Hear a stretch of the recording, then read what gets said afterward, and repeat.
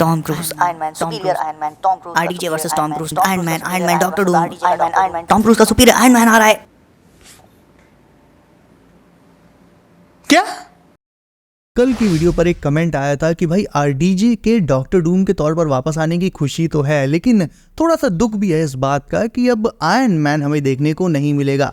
लेकिन मैं पिछले 100 सालों से कहता आ रहा हूं कि देखो, कोई भी एवेंजर्स मूवी, लिटरली कोई भी एवेंजर्स मूवी आयरन मैन के बिना इनकम्प्लीट है। चाहे वो एवेंजर्स इन्फिनिटी वॉर हो, एवेंजर्स एंड गेम हो, या अपकमिंग एवेंजर्स डूम्सडे और एवेंजर्स सीक्रेट वॉर्स हो। अब आप सोचोगे कि आरडीजे तो डॉक्टर डूम के रोल में आ गया, और कई लोग ऐसा पूछ भी रहे हैं कि अब आयरन मैन का क्या होगा, विल ही बी बैक, या फिर वो भी कैंग की तरह आउट ऑफ द पिक्चर हो जाएगा। तो क्योंकि भाई अब आरडीजे ने हरा सूट पहन लिया है, तो मिर्जापुर की गद्दी की तरह आयरन मैन का सूट भी अब खाली हो चुका है, जिस पर कब्जा करने के लिए तमाम सारे दावेदार हैं। और अभी जो लेटेस्ट रिपोर्ट निकल कर आई है वो इतनी जबरदस्त है दोस्तों कि मुझे इतनी तेज नींद आ रही थी, मैं सो नहीं पाया। पहले मैंने कहा इस पर मैं वीडियो बनाऊंगा, फिर देखा जाएगा। और सुनने में जो आया है दोस्तों, वो अगर कहीं धोखे से भी सच हो गया तो आप एंड गेम को भूल जाओगे, मतलब थोड़ी देर के लिए भूल जाओगे। वैसे तो एंड गेम एक इमोशन है जो लाइफ टाइम हमारे साथ रहेगा, लेकिन थोड़ी देर के लिए भाई लिटरली आप एंड गेम को भूल जाओगे, क्योंकि अब जो रिपोर्ट्स आ रही हैं उससे ये सुनने में आ रहा है कि मार्वल अब सीधे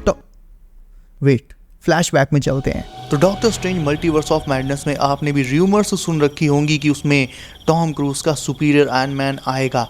कई लोग इसी के चलते पिक्चर देखने भी गए, सिर्फ ये देखने कि उसमें सुपीरियर आयरन मैन आएगा कि नहीं आएगा, लेकिन वो नहीं आया और हमें निराश होना पड़ा। लेकिन मल्टीवर्स ऑफ मैडनेस में ये चीज भी क्लियर हो गई थी कि उस यूनिवर्स में भी एक टोनी स्टार्क एग्जिस्ट करता है जिसका अल्ट्रॉन प्रोग्राम सक्सेसफुल हो चुका है। जैसे अपने यहाँ के टोनी स्टार्क का अल्ट्रॉन बेकाबू हो गया था, इल्यूमिनाटी के यूनिवर्स के टोनी स्टार्क का अल्ट्रॉन प्रोग्राम अब सक्सेसफुल हो गया है, और वो अल्ट्रॉन बॉट्स की आर्मी जो हमें मूवी में दिखी थी वो भी उसी टोनी स्टार्क ने बनाई थी। तो यस, ये तो कंफर्म हो चुका था कि उस यूनिवर्स में भी एक टोनी स्टार्क एग्जिस्ट करता है, बस वो हमें दिखाया नहीं गया। लेकिन वो टोनी स्टार्क बहुत ज़्यादा गुस्से में होगा, क्योंकि जिस तरह से वांडा ने बिना टिकट लिए उसके यूनिवर्स में एंट्री करी और उसके महंगे महंगे अल्ट्रॉन बॉट्स के साथ खेल कर वहाँ से भाग गई, तो डेफिनेटली वो टोनी स्टार्क गुस्से में तो होगा ही। अब चलते हैं फ्यूचर में। सो कहने का मतलब मेरा ये है गाइस कि मल्टीवर्स ऑफ मैडनेस में भले ही सुपीरियर आयरन मैन के टॉम क्रूज के आने की अफवाहें उड़ी हो, लेकिन वो खुद में एक इतनी बड़ी मूवी नहीं थी कि उसमें सुपीरियर आयरन मैन जैसा एक कैरेक्टर, एक मेजर कैरेक्टर इंट्रोड्यूस किया जाए। स्पेशली वो डॉक्टर स्ट्रेंज की मूवी थी, उसमें मेन हीरो था डॉक्टर स्ट्रेंज, मेन विलन थी वांडा, और अमेरिका शेवेज जैसे कुछ chilli Bilaua type side characters थे। तो इस पूरी स्टोरी में सुपीरियर आयरन मैन कहीं फिट हो ही नहीं रहा था। बट फिर सुपीरियर आयरन मैन फिट कहाँ होगा? वेल, एवेंजर्स डूम्सडे में सुनने में ऐसा आ रहा है दोस्तों कि मार्वल अब टॉम क्रूज को एक्चुअल में लाने वाला है as superior Iron Man in Avengers Doomsday. क्योंकि देखो, आरडीजे अब क्योंकि डॉक्टर डूम बनने वाले हैं, कैसे बनेंगे वो तो आगे पता चलेगा, उस पर भी मैं एक डिटेल्ड वीडियो ऑलरेडी बना चुका हूं कल वाली, देखना है तो उसमें देख सकते हो जाके, जितने भी पॉसिबल एक्सप्लेनेशंस थे उस पर मैंने दे दिए हैं। सो अब आरडीजे का चेहरा अगर आयरन मैन के तौर पर प्रोजेक्ट नहीं किया जाएगा तो डेफिनेटली उसकी जगह कोई और भी, या इतना बड़ा चेहरा तो एटलीस्ट मार्वल को चाहिए ही चाहिए कि वो आरडीजे की टक्कर का लगे।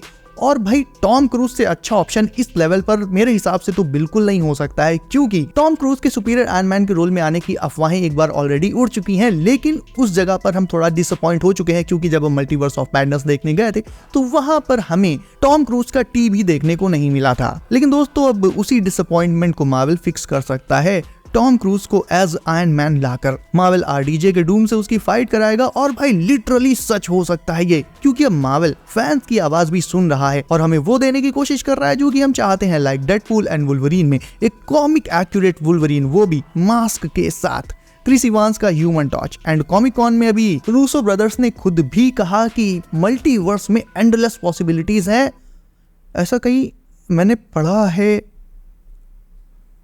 एक सेकेंड,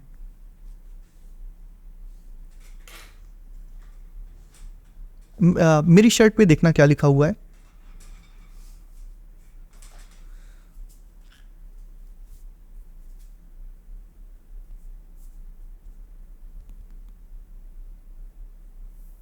भाई लिटरली बता रहा हूँ, इस चीज़ पे मेरा ध्यान अभी गया। शर्ट में ये लिखा हुआ है, सॉरी टी शर्ट में ये लिखा हुआ है everything you imagine is real. और ये तो भाई सीधे सीधे मार्वल के अभी करंट मल्टीवर्स को रिप्रेजेंट करता है। कॉमिक कॉन में रूसो ब्रदर्स ने ये कहा कि मल्टीवर्स में बिल्कुल ही एंडलेस पॉसिबिलिटीज है, कोई भी चेहरा, कोई भी कैरेक्टर किसी भी दूसरे कैरेक्टर के तौर पर हमारे सामने आ सकता है। डेडपूल एंड वुल्वरीन में ऐसा हुआ भी, कल भी मैंने एक्सप्लेन किया था कि क्रिस इवांस जो है वो ह्यूमन टॉर्च के रोल में वापस आ गए हैं। अब इस रोल का उनके कैप्टन अमेरिका के रोल से दूर दूर तक कोई लेना देना नहीं था। आरडीजे के पास भी दोनों ऑप्शंस हैं, या तो वो टोनी स्टार्क के एक इविल वेरिएंट के तौर पर आगे बढ़कर डॉक्टर डूम बन सकते हैं, या फिर वो एक सेपरेट, बिल्कुल ही सेपरेट, टोनी स्टार्क से बिल्कुल अलग एक सेपरेट विक्टर वॉन डूम का रोल कर सकते हैं। वो क्या प्ले करेंगे वो तो हमें आगे पता चल जाएगा, लेकिन हमें आरडीजे के अगेंस्ट भी एक प्रॉपर, एक बहुत बड़ा चेहरा चाहिए होगा जो कि आयरन मैन या फिर सुपीरियर आयरन मैन के तौर पर एवेंजर्स डूम्सडे और सीक्रेट वॉर्स में आए और उनसे लड़े। तो भाई एवेंजर्स सीक्रेट वॉर्स में हमें RDJ versus Tom cruise, doctor Doom versus superior Iron man definitely देखने को मिल सकता है। इफ धोखे से भी ऐसा होता है ना, तो सीक्रेट वॉर्स सिर्फ मार्वल की ही नहीं बल्कि ऑल टाइम मूवी हिस्ट्री की सारी मूवीज जितनी भी हैं सबको मिला दो, पूरी मूवी हिस्ट्री की दी बिगेस्ट मूवी बन जाएगी और एंड गेम को तो इजीली बीट कर देगी। पहले मतलब मुझे भी लगता था कि रूसो ब्रदर्स और केविन फाइगी ये सब ऐसे ही बोल रहे हैं कि सीक्रेट वॉर्स मार्वल का the biggest project of all time होने वाला है। मुझे लगता था ये पॉसिबल कैसे है कि कोई मूवी एंड गेम को बीट कर दे, ऐसा पॉसिबल है ही कैसे। लेकिन अब जब इनके आइडियाज, इनके क्रेजी और इनसेन आइडियाज निकल कर सामने आ रहे हैं और उन्होंने खुद बोल दिया है कि मल्टीवर्स की पॉसिबिलिटीज लिमिटलेस हैं, एंडलेस हैं, और लिटरली ये आज की डेट में किसी भी बड़े से बड़े एक्टर को कास्ट कर सकते हैं बड़े से बड़े रोल में। आरडीजे को वापस लाकर इन्होंने ऐसा दिखा तो दिया ही है। सो आई रियली बिलीव कि इनके पास बैग में ऐसा कुछ है जो फैंस एंटिसिपेट नहीं कर सकते हैं। और जब ये सारी चीजें सामने आएंगी, सारी तस्वीरें इधर उधर से आकर एक साथ एक पॉइंट पर डूम्सडे और सीक्रेट वॉर्स में मिलेंगी, तब भाई we will be shocked, we will be rocked, और ये मूवी एंड गेम को डेफिनेटली बीट कर देगी। और गाइस देखा जाए तो टॉम क्रूज का सुपीरियर आयरन मैन के रोल में आना बिल्कुल परफेक्ट बैठता है इस सिनेरियो में। कैसे, वो बताता हूं आपको। पहला रीजन तो ये है कि अब iron man suit officially empty हो चुका है, उसके लिए एक नया फ्रेश फेस चाहिए। दूसरा, हम लोग पहले तो इतना एक्साइटेड नहीं थे मल्टीवर्स ऑफ मैडनेस देखने के लिए, बट जब हमने टॉम क्रूज और सुपीरियर आयरन मैन की अफवाहें सुनी तो फिर भाई हमारा एक्साइटमेंट लेवल भी बहुत ज्यादा बढ़ गया था। और बहुत सारे लोग सिर्फ इसीलिए मूवी थिएटर में मूवी देखने गए थे क्योंकि उनको जानना था कि इस मूवी में टॉम क्रूज आ रहा है या नहीं आ रहा है। सेम एज जैसे नो वे होम की हाइप इसलिए बढ़ी थी, कई लोग इस मूवी को देखने इसलिए गए थे क्योंकि उन्हें जानना था कि दूसरे एंड्रू एंड टोबी के स्पाइडरमैन आ रहे हैं कि नहीं आ रहे हैं। और मार्वल की अभी इस समय ये काफी एक मास्टरमाइंड टाइप की स्ट्रेटजी चल रही है कि वो मार्केट में बहुत सारी अफवाहें फैला देता है और डेफिनेटली इनमें से कुछ सच भी होती हैं। For example Deadpool and Wolverine में ह्यूमन टॉर्च की भी अफवाह थी, हल्क की भी अफवाह थी, और इनमें से मतलब लाइक ज्यादातर तो सच भी हुई। सो ये चीज यहाँ पर डूम्सडे और सीक्रेट वॉर्स के साथ भी होगी, एक बहुत बड़े लेवल पर होगी। और मल्टीवर्स ऑफ मैडनेस में जो मार्वल ने फैंस को सुपीरियर आयरन मैन ना दिखाकर एक तरह से डिसअपॉइंट किया था, उस डिसअपॉइंटमेंट को एक तरह से फुलफिल करने के लिए या उसे काउंटर करने के लिए अब मार्वल टॉम क्रूज को एक्चुअल में इस सिनेरियो में सुपीरियर आयरन मैन ला सकता है। और जैसा कि अभी थोड़ी देर पहले मैंने बताया, मल्टीवर्स ऑफ मैडनेस में टोनी एग्जिस्ट करता है, ये तो क्लियर हो ही चुका है। और वो टोनी जो है अपने वाले टोनी से शायद से थोड़ा सा एक लेवल आगे बढ़कर है, क्योंकि उसका अल्ट्रॉन प्रोग्राम एक्चुअल में सक्सेसफुल हो गया। उस हमारी तरह उसका अल्ट्रॉन जो है वो रोग नहीं हुआ, वो एक्चुअल में सक्सेसफुल रहा। यानी अब वहां का जो टोनी स्टार्क है वो बहुत ज्यादा गुस्से में होगा। और ये जो स्टोरी लाइन हमें इल्यूमिनाटी वाला यूनिवर्स ये सब दिखाया गया, इसका डेफिनेटली आगे कहीं ना कहीं कोई तो इसके मायने होंगे, तभी हमें ये सेपरेट यूनिवर्स वहां पर दिखाया गया था। और भले ही मैं मानता हूं चलो इसके कोई मायने ना होते, लेकिन अल्ट्रॉन बॉट्स क्यों दिखाएगा, इसका कोई फ्यूचर कनेक्शन या फ्यूचर रेफरेंस तो होगा ना। तो मेरा पर्सनली यही मानना है कि ये फ्यूचर में टोनी के आने का एक इंडिकेशन था। अल्ट्रॉन बॉट्स का दिखाया जाना टोनी के आने का एक इंडिकेशन था दोस्तों। और ये सारी चीजें जो आज के टाइम पर हो रही हैं, आरडीजे का डॉक्टर डूम के तौर पर आना, ये सब मार्वल ने बहुत पहले ही सोच कर रख लिया था, बस किसी को पता नहीं चलने दिया। और आपको नहीं पता तो बता दूं कि ऐसा नहीं है कि मार्वल ने पहले टॉम क्रूज को लाने का ट्राई नहीं किया हो। केविन फाइगी टॉम क्रूज को लाना चाहते थे मार्वल में, बट उस टाइम टॉम अपनी मिशन इम्पॉसिबल 7 और 8 शूट कर रहे थे, तो शेड्यूलिंग कॉन्फ्लिक्ट के चलते फाइगी उन्हें मार्वल में ला नहीं पाए। लेकिन अब उन्हें लाया जा सकता है, क्योंकि हमें पता है कि मिशन इम्पॉसिबल का जो फाइनल पार्ट है वो मे भी शायद लाइक अगले साल आना है।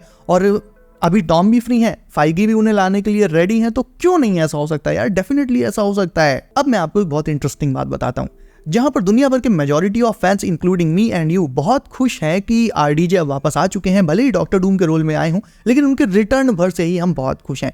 वहीं कुछ फैंस ऐसे भी हैं जो इस मूव को बल्कि इस मूव से बहुत ज़्यादा डिसअपॉइंटेड है। वो डिसअपॉइंटेड इसलिए फील कर रहे हैं क्योंकि वो सोच रहे हैं कि मार्वल ने टिकट्स बेचने के लिए और पैसा कमाने के लिए सिर्फ ऐसा किया है कि वो डेस्परेशन में आरडीजे को वापस ले आया। अब ऑब्वियसली टिकट्स बेचना और पैसा कमाना तो हर स्टूडियो ही चाहता है, लेकिन यहाँ पर हर सिक्के की तरह इस आरडीजे वाले सिक्के के भी दो पहलू हैं। देखो, पहला पहलू ये है कि आरडीजे इफ अगर एज आयरन मैन वापस आते, लाख वो अल्टरनेट यूनिवर्स से आते, लेकिन कहीं ना कहीं उसमें इतना नयापन, इतनी फ्रेशनेस ना मिलती, क्योंकि भाई अल्टीमेटली वो होता तो आरडीजे का ही आयरन मैन ना।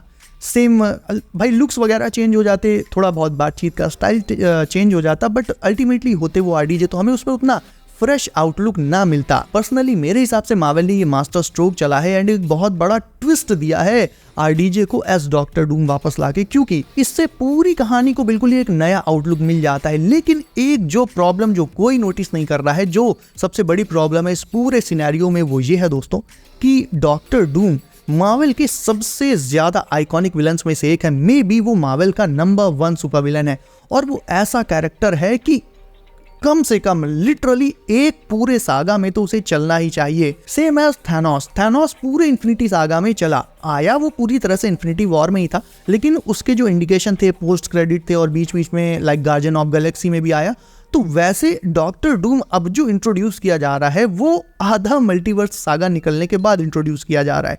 तो ये एक बहुत बड़ा धमाका होगा, तो लेकिन ये धमाका सिर्फ 2027 तक ही रहेगा, उसके बाद काम खत्म, क्योंकि 2027 में है सीक्रेट वॉर्स यानी फिनाले, इस सागा का एक तरह से खात्मा समझ लो। और क्योंकि फिर डॉक्टर डूम उसमें निपटा दिया जाएगा, तो वो मोस्ट प्रोबेबली अगले सागा में, मोस्ट प्रोबेबली क्या 100% कंफर्म ही मानो कि उसके बाद नहीं आएगा। सो ये एक बड़ी प्रॉब्लम है कि डॉक्टर डूम का जितना पोटेंशियल है, पोटेंशियल तो इतना है कि मार्वल इसे 2 सागास तक रगड़ सकता है इजिली। लेकिन भाई मार्वल की कुछ प्रॉब्लम कह लो, या कैंग के साथ मार्वल एक्चुअल में सही जा रहा था, बट कैंग के साथ जोनाथन मेजर्स के साथ जो प्रॉब्लम हुई, उसके चलते अब मार्वल को एक नया विलन, एक नया फेस तो चाहिए था। सो मार्वल ने यहाँ पर ये मूव चली है। देखा जाए तो मार्वल के पास और कोई रास्ता नहीं था। तो ओवरऑल इसके 2 पहलू हैं, जैसा कि मैंने कहा। एक बहुत बड़ा अच्छा, मतलब एक अच्छा पहलू भी है कि हाँ आरडीजे वापस आए हैं, फैंस को वो मिला जो वो चाहते थे। लेकिन ये जो खुशी है ये सिर्फ 2027 तक ही रहेगी। इसके बाद आरडीजे का भी काम खत्म हो जाएगा मार्वल से। जहां स्टार्क की सुपर पावर उसका हाईटेक आयरन मैन आर्मर है, वहीं डूम एक ऐसा विलेन है दोस्तों जो साइंस के साथ साथ मैजिक में भी मास्टर है, मास्टर।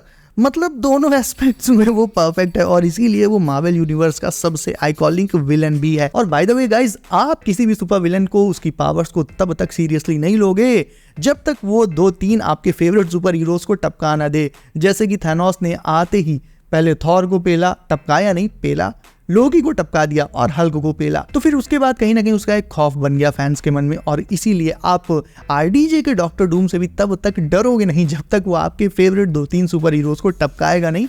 और इस पर भी अगली वीडियो एक आने वाली है जिस पर मैं बताऊंगा कि आरडीजे का डॉक्टर डूम ऐसे कौन से 3 सुपर हीरोज हैं जिन्हें टपका सकता है, और ये विद प्रूफ बताऊंगा। मतलब ऐसे हवा में नहीं बोल दूंगा कि ये विद प्रूफ बताऊंगा कि कौन से हीरोज टपकाए जा सकते हैं, ताकि डॉक्टर डूम का खौफ फैंस के मन में बन जाए और फिर वो एक्चुअल में मार्वल के सबसे आइकॉनिक विलन्स के रूप में उभर कर, बिग स्क्रीन पर उभर कर सामने आए। तो खैर ये वीडियो आपसे मिस ना हो, इसके लिए चैनल को सब करके नोटिफिकेशन कॉल पर जरूर से डाल लो। सो बचा क्या, वीडियो को भी लाइक कर दो। सो गाइज बी सेफ, अपना ख्याल रखिए आप। मेरा नाम है हिमांशु एंड अपकमिंग वीडियोज बहुत ज्यादा ही इंटरेस्टिंग होने वाली है। So stay tuned, I will see you in next one.